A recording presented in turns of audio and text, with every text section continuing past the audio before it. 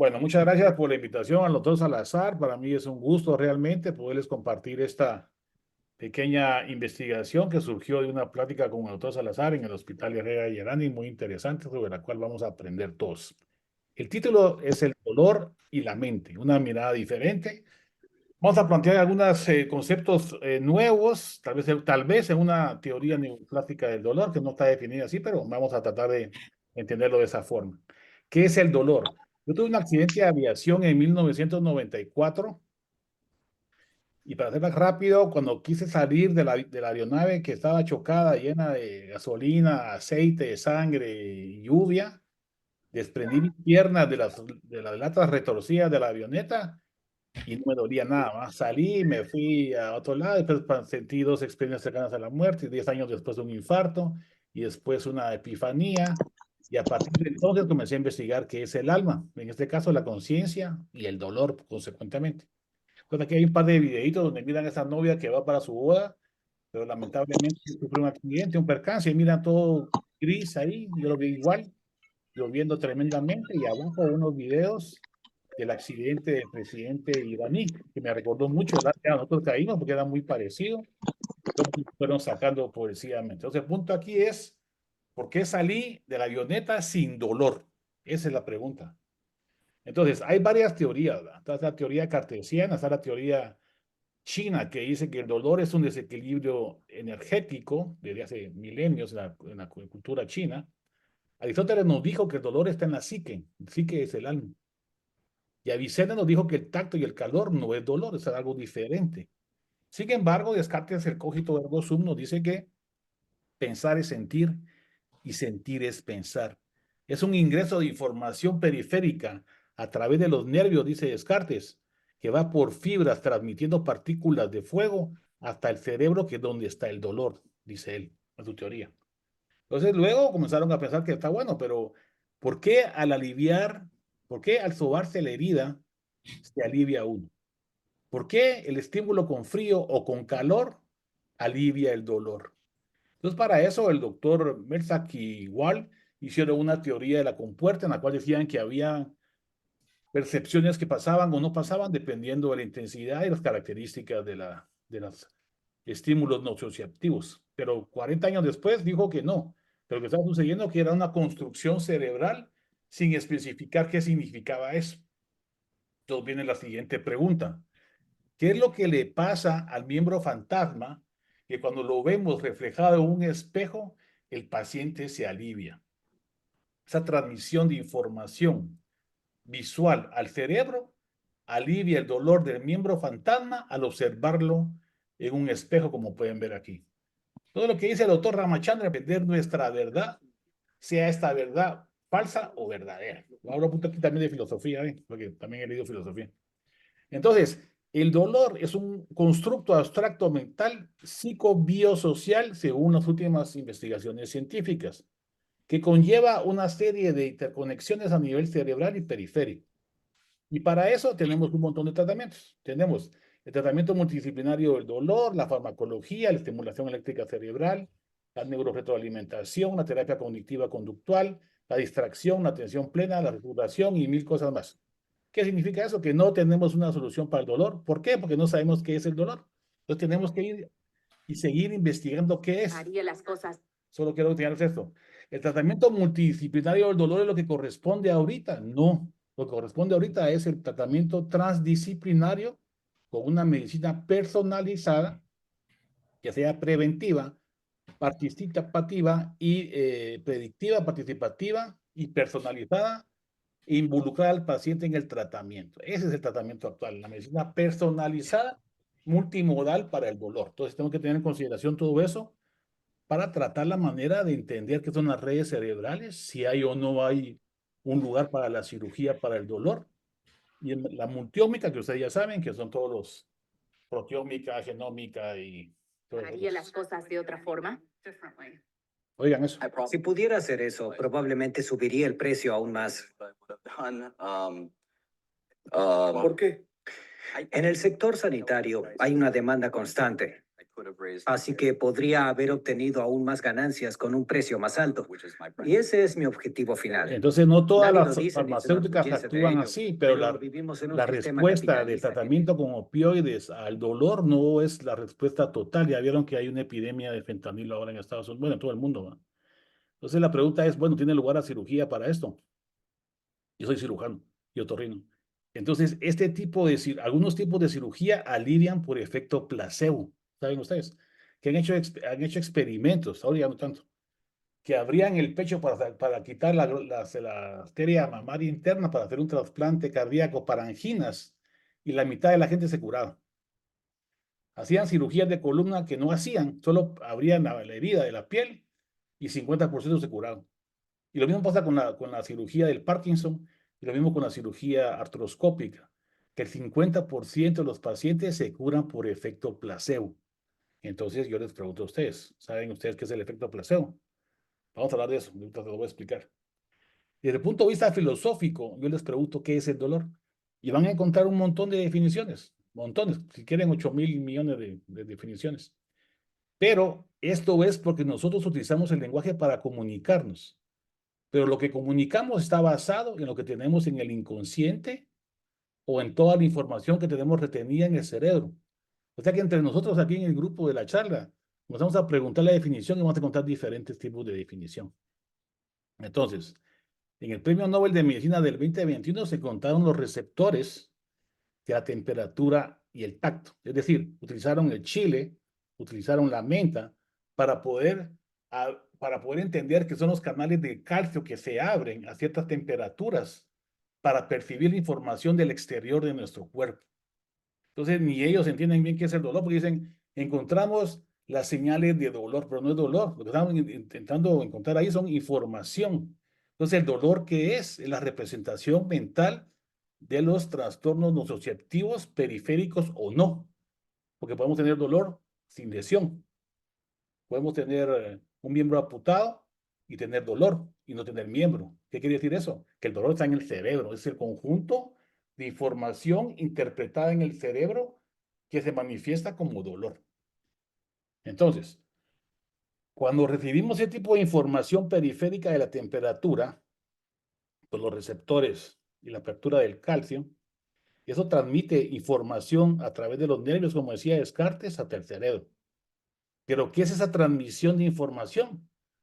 Son descargas eléctricas y bioquímicas que despolarizan la membrana y producen energía. Entonces, la materia, el nervio que se convierte en energía y la energía modula el cerebro, ¿sabían ustedes, verdad? Que hay estudios en los cuales se hicieron en Inglaterra, la doctora Maguire, y logró encontrar que la gente que utilizaba la memoria, como los taxistas de Londres, tenían hipertrofiado el hipocampo. ¿Por qué? Porque están va y usarlo en base a información electromagnética a nivel neurológico. Eso es lo que dice la física, ¿va? Que la energía es igual a la materia, solo que la velocidad de luz al cuadrado, y la materia es igual que la energía, solo que a menos velocidad o menos vibración, como lo quieran ver. Entonces, cuando esa transmisión bioeléctrica, magnética y química llega al cerebro, estimula muchas redes neuronales. Olvídense eso del cerebro reptiliano, eso no es así. Son redes cerebrales que se interconectan y se activan y desactivan dependiendo de las funciones cognitivas que estemos utilizando. Entonces están viendo aquí en este cerebro del lado derecho un cerebro que está escuchando música.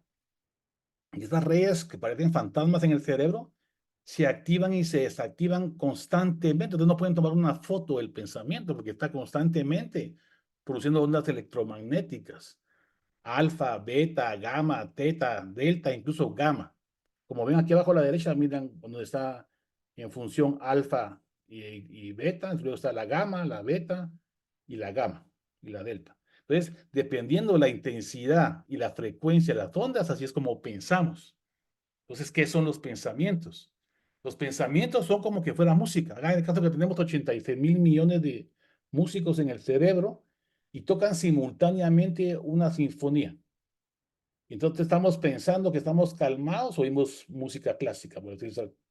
Si estamos excitados, reggaetón. Si estamos enojados, rock. Si estamos tristes, una marcha fúnebre de Semana Santa. Entonces, Cada pensamiento tiene una emisión de sonidos electromagnéticos neuronales que representan el pensamiento. Entonces, ¿qué quiere decir eso? Que el concepto de dolor está formado de esta integración de las redes neuronales y no son áreas, son redes. Miren cómo va rápido ahí, porque son ondas beta. Las ondas gamma son a 30 Hz de frecuencia. Las ondas delta son de 1 a 3 cuando estamos dormidos. Las ondas teta son de 3 a 8 cuando estamos medio dormidos. Alfa cuando estamos concentrados de 8 a 13. Beta en estado como estamos ahorita, alertas, y gamma super más altos. Esas son gamma, miren. La gente que medita mucho y piensa demasiado y tiene una gran idea, eureka, están pensando así. Ay, por aquí no sé qué pasó. Déjenme ver qué pasó aquí. Bueno, digamos. Entonces, una vez entendido esto, sabemos que pueden ser estas ondas electromagnéticas que actúan en todo el cerebro. Usamos el 100% del cerebro, pero solo lo utilizamos el 20% simultáneamente. ¿Para qué? Para causar una eficiencia energética. Como ven aquí abajo a la derecha, estamos usando ciertas partes del cerebro que se actúan simultáneamente y solo ocupa el 20%, no puede usar más. Entonces, cuando estamos pensando en una cosa, no podemos pensar en otra. Entonces, ese mito de la multitarea no es cierto. Si nos concentramos en varias cosas, no podemos funcionar bien. Por eso, cuando estamos emocionados, nos casamos. Y cuando nos damos cuenta y utilizamos la razón, ya está, ya estamos casaditos. Entonces, ¿qué es lo que tenemos que hacer? Aprender a crear el amor con la pareja imperfecta, pues también somos imperfectos, para poder crear esa armonía, como dice Sisek. Tenemos que aprender a amar esas libras de más o esos centímetros de menos. Centímetros me refiero a la altura, ¿no? Entonces, dice Sisek, el amor arruina tu vida, pero estoy muy triste cuando no estoy enamorado. O sea, parte de la vida es enamorarse y parte de la felicidad. Entonces yo les pregunto a ustedes, ¿qué es la emoción? Igual que el concepto epistemológico de Wittgenstein. La emoción es una palabra, pero para hacerlo, muchas interpretaciones, pero para hacerlo fácil, los conceptos de Pamela Lyon dice que es un tipo de valencia en el cual cualquier ser vivo que busque el placer y evite el dolor es un concepto de emoción que puede estar con alta energía y estamos en placer con alta energía, estamos alegres, o estamos en placer con baja energía, estamos calmados. Entonces, si tenemos dolor y alta energía, estamos enojados. Y tenemos dolor y estamos con baja energía, estamos tristes, melancólicos, deprimidos, con angustias, miedos y temores. Entonces, la definición de la emoción es lo que interpretamos con nuestra mente de lo que sentimos, pero no podemos sentir lo que los demás sienten. Entonces, interpretamos las emociones en base cultural. Entonces, hay gente que se ríe cuando está triste, hay gente que llora cuando está alegre. Entonces las interpretaciones no son universales, como también son conceptos que posiblemente hayan leído por ahí, pero tampoco es cierto, porque se pueden conectar diferentes áreas cerebrales para diferentes interpretaciones de cada persona. Entonces no podemos generalizar. Entonces, ¿cuál es el justo medio? El justo medio entre alta energía, baja energía, entre placer y dolor. Y se llama valencia. Entonces yo les pregunto a ustedes, las conexiones neuronales del dolor físico son igual que las conexiones neuronales del dolor social, de miedo, angustia, depresión, ansiedad o temor. Sí, se han hecho estudios, están abajo, donde quieren ir a revisar.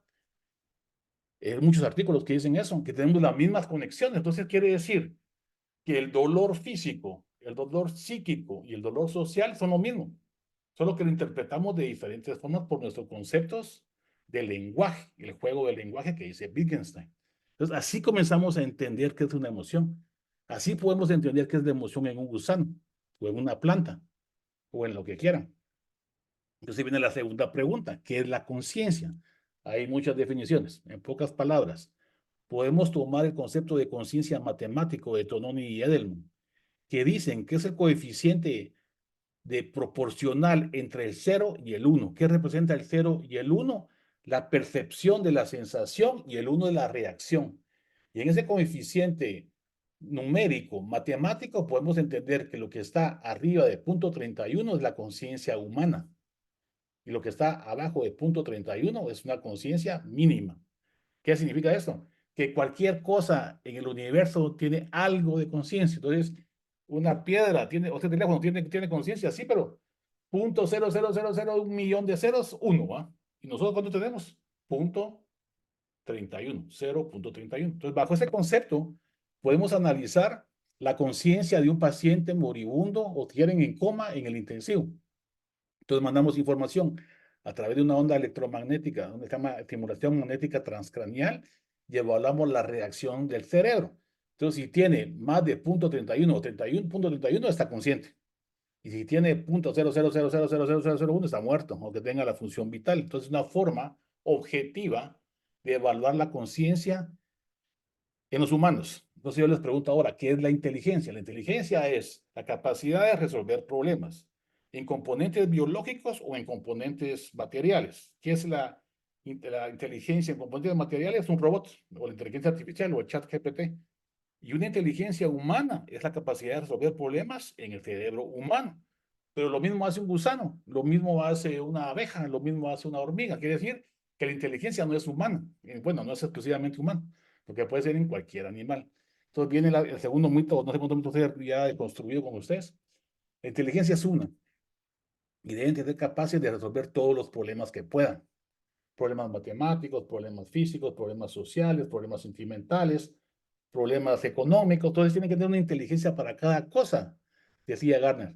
Pero no es así. Es una solo inteligencia que les ayuda a resolver problemas y entre más lean, entre más sepan, entre más se comuniquen, entre más viajes culturales tengan, mejor van a resolver los problemas. Entonces deberían de desarrollar una inteligencia para ser buenos para hacer anestesia, otra para manejar dinero, otra para obtener su familia, otra para tener éxito a nivel profesional. Mis amigos, los primeros de mi promoción, hay unos que son exitosos en la carrera privada y otros que no, y eran brillantes. Quiere decir que la inteligencia para resolver exámenes no es suficiente para vivir la vida. Entonces tienen que desarrollar esas otras inteligencias que las pueden desarrollar si quieren. No vienen programados para ser tontos, ni para ser ricos, ni para ser famosos. Pueden hacer lo que quieran con su cerebro, que se llama neuroplasticidad cerebral, que estamos hablando aquí el día de hoy. Entonces, hay una cosa interesante es esto. Si ustedes están despiertos, tienen un índice de Phi, se llama la coeficiente que les estoy hablando ahorita, alto. Si ustedes están dormidos sin soñar, tienen un número de Phi, de coeficiente de conciencia, bajo. Quiere decir que están dormidos, no están conscientes. Pero si están dormidos y soñando, vuelve a activarse la conciencia. Quiere decir que la conciencia depende de la reacción del estímulo electromagnético en estos casos que están investigando. Entonces se correlaciona muy bien este tipo de evaluación de la conciencia. Entonces quiere decir que aquí miren aquí a la derecha, un termómetro tiene algo de conciencia, sí, pero dije que son miles de millones de ceros, ¿va? Luego hay calamares, hay abejas, hay ratones, hay perros y nosotros, ¿va? Entonces el nivel de conciencia va subiéndose. Y entonces la respuesta a esto es, ¿hay conciencia en el universo? ¿El universo tiene conciencia? Sí. ¿Y un átomo tiene conciencia? Sí, no lo estoy diciendo yo, lo dice Tononi y Edelman en un libro que se llama Phi, que es una teoría matemática de la información como representación de la conciencia. Entonces, un pulpo está consciente, pero un robot no. Entonces, ¿un robot puede tomar conciencia para matar a la humanidad? No. ¿Pueden programar robots para que maten a la humanidad? Sí. Entonces, ¿de quién depende la inteligencia y la conciencia? Del ser humano que programa la inteligencia artificial. Así de fácil. Entonces, ¿qué es el inconsciente? Digamos, llegando a lo que queremos llegar. Es toda la información que está guardada en nuestro cerebro desde que estamos en el útero materno. Entonces, la memoria, la propiocepción, la heterocepción, la realidad y el contexto inmediato. Y toda la información se va guardando en nuestro cerebro. Y esa repetición de información crea los hábitos. Y los hábitos crean nuestro inconsciente. Entonces respondemos en el 98% de nuestras actividades de forma inconsciente y solamente 2% del tiempo usamos la razón o la conciencia. Entonces el inconsciente es el programa, el software que tienen en la cabeza para vivir. Entonces somos medio robots, ¿va? Que siempre actuamos en base a lo que hemos aprendido y todo. Pero tenemos la razón para cambiar esos hábitos, el focus, la forma enfocada. Y entonces, ¿qué es el inconsciente desde el punto de vista neurocientífico o neurofísico? Es la reacción inmediata de sobrevivencia a través de las redes neuronales del cerebro que se activan constantemente en el 98% de los casos. Entonces, la red neuronal por default, este es el nombre que tiene a nivel neurocientífico, es la que siempre está prendida, la que gasta más energía. Es el modo sobrevivencia, es como evolucionamos de la sabana africana para ahorita. Es el sistema automático con lo cual nos enojamos, respondemos, o si miramos una cara de una tez morena, tenemos cierto grado de miedo y defensa porque estamos acostumbrados por todo lo que hemos visto en la televisión, radio, YouTube, Internet, TikTok y lo demás, de esta gente puede ser más peligrosa. Entonces tengo que tener cuidado porque esos son prejuicios que se forman en nuestro inconsciente en base a la información que tenemos en el cerebro. Entonces yo les pregunto ahorita, ¿por qué si esta señorita tiene aquí un brazo de goma y aquí está su verdadero brazo, ¿ah? Pero cuando le pasa el calor, ella se queja de calor y de dolor. Luego aquí le está poniendo calor en el brazo que no está viendo y no le duele. Luego aquí vamos a ver algo más. Aquí está este señor, le ponen un pinchazo en el brazo de goma y le duele. Pero cuando le ponen el pinchazo en el brazo normal, que sí es de él, le meten la aguja y no le duele. ¿Por qué? ¿Por qué es eso? Miren cómo le meten la aguja ahí y no le duele. Y por último le meten un martillazo y le duele. Entonces le levantan, ahí le está doliendo. Y cuando le levantan la pantalla se da cuenta que no es su brazo. Entonces le quitan el brazo de ahí y se da cuenta que su brazo no es el que está doliendo. Entonces, si le duele, ¿por qué pasa eso? Les pregunto yo a ustedes. Y eso pasa porque tenemos un cerebro bayesiano. Quiere decir que, en pocas palabras, ¿verdad? En nuestro cerebro está anticipando lo que está pasando en base a la información que viene de afuera. Entonces, nuestro cerebro está construyendo las emociones, nuestro cerebro está construyendo la realidad, y así es en física también el experimento de la olla rendija, y está construyendo lo que vamos a reaccionar, aunque a veces se puede equivocar. Entonces, si tenemos un miembro amputado y nos duele, porque el cerebro está anticipando que ese miembro tiene dolor. Y nosotros miramos que nuestro brazo de hule está pinchándose y nos duele porque está anticipando que ese brazo está doliendo.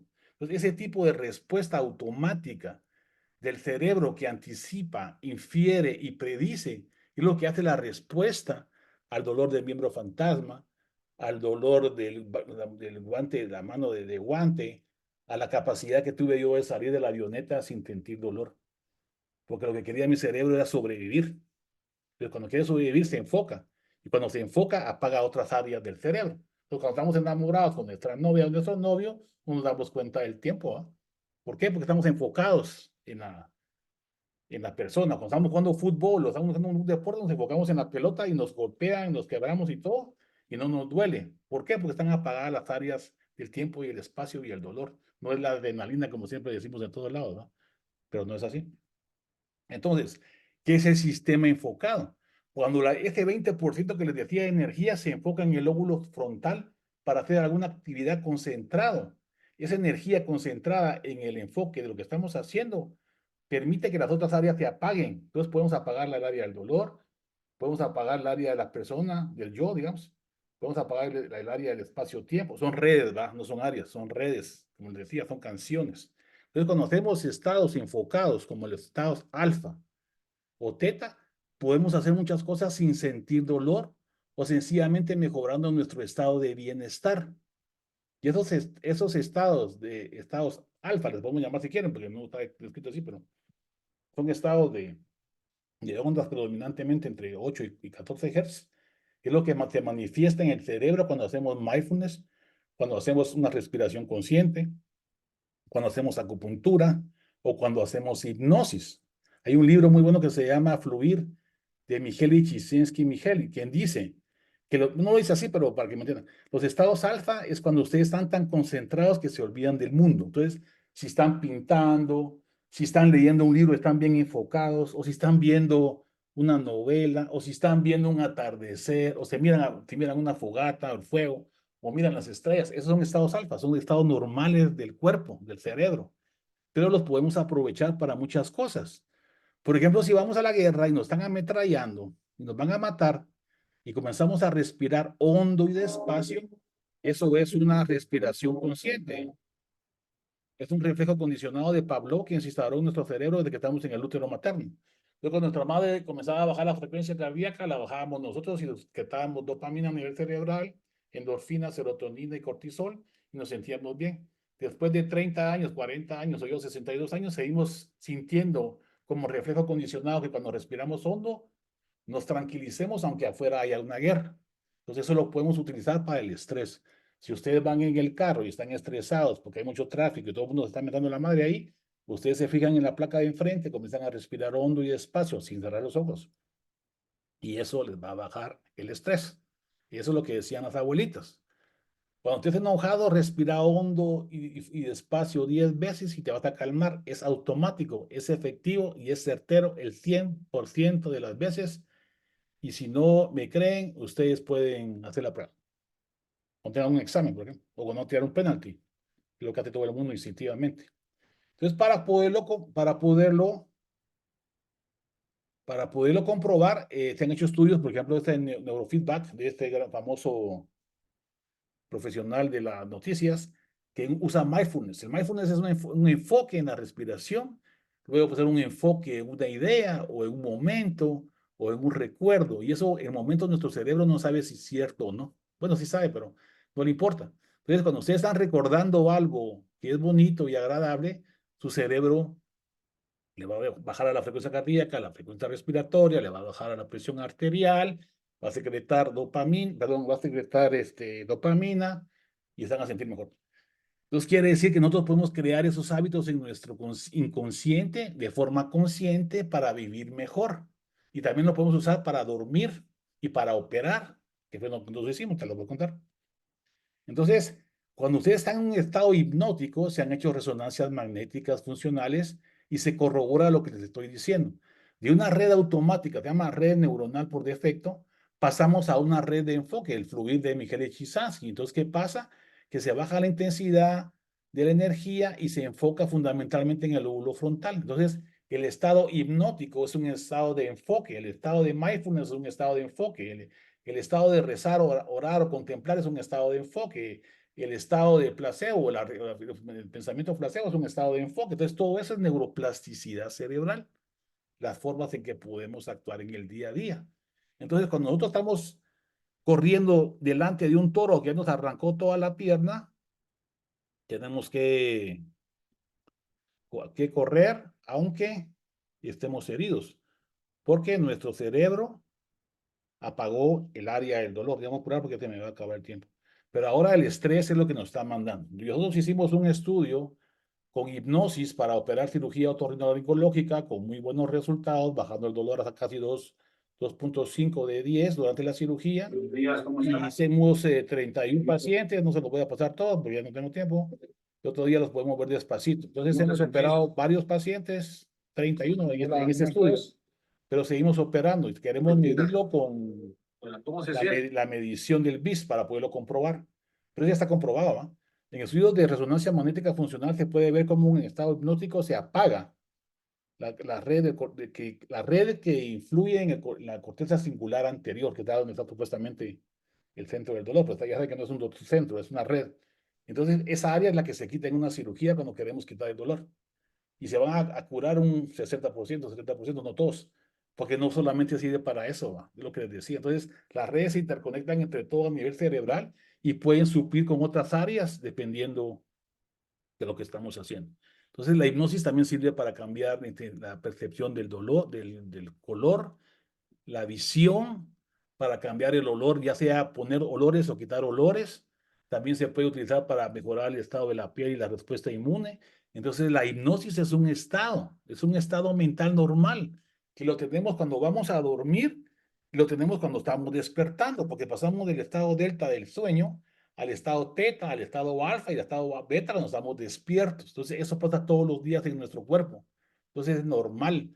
Lo que pasa es que en un estado hipnótico, lo que pasa es que estamos más concentrados entre el estado alfa y el estado teta, y el cual nos permite entrar directamente en ese cerebro bayesiano, en ese inconsciente o en esos hábitos normales del cerebro, lo cual nos va a ayudar a entender y a responder a todas esas dudas de los dolores referidos, de los miembros fantasmas, del dedo de guante y de lo que salimos de un accidente. Entonces, hicimos otro estudio para recuperar a los pacientes con Hola, buenos hipnoanestesia. días, doctor, ¿cómo está usted? Hicimos como 35 pacientes y los resultados fueron muy buenos. Ahí comenta ella lo que pasó. Y podemos usar el placebo para quitar el dolor. El placebo baja la grelina.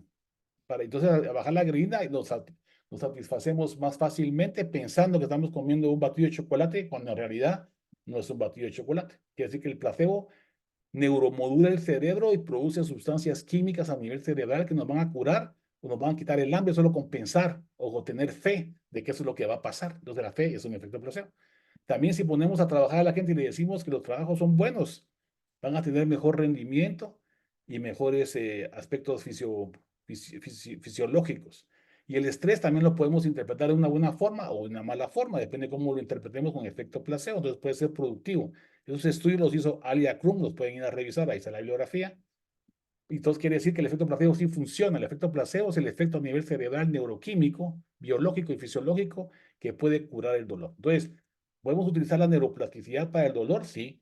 Si en lugar de frío o calor ponemos a vibrar una abejita con hielo y vibración, cuando pinchamos a los niños no les va a doler. Si ustedes lo van a pinchar y tosen, en el momento de toser los pinchan, no les va a doler, porque el cerebro se va a enfocar a las áreas que estamos viendo. Lo mismo pasa con la neuroplasticidad y el tinnitus. A través de los estímulos gustativos y auditivos podemos disminuir el zumbido de oído de las personas.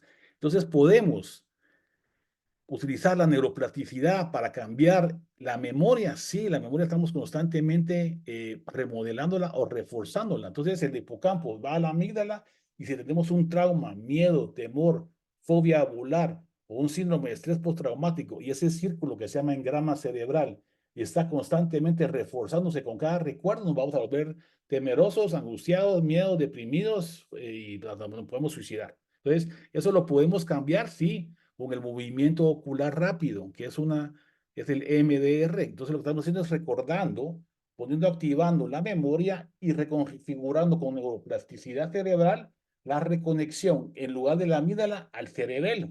Y eso es lo que nos va a ayudar a quitar miedos, angustias y temores. Aquí hay un cerebro donde se mira en forma activa con la red neuronal por defecto activada y luego al hacer EMDR, miren dónde se va la energía, se va al cerebelo. ¿Por qué? Porque en el cerebelo está el movimiento ocular. Entonces, cuando ustedes refuerzan en la memoria del hipocampo al cerebelo, les va a bajar la ansiedad, la angustia, el miedo y los temores. Aunque sí se van a seguir acordando, el miedo y el temor tienen que hacerlo, pero son 60 minutos diarios durante 12 semanas para que realmente se reconfigure el engrama cerebral. Entonces tampoco es gratis, pues, y solo con hacerlo una vez, lo que tienen que hacerlo a través de mucha repetición, lo que quiero decirles, ¿verdad? Entonces ya, como ya se me va a acabar el tiempo.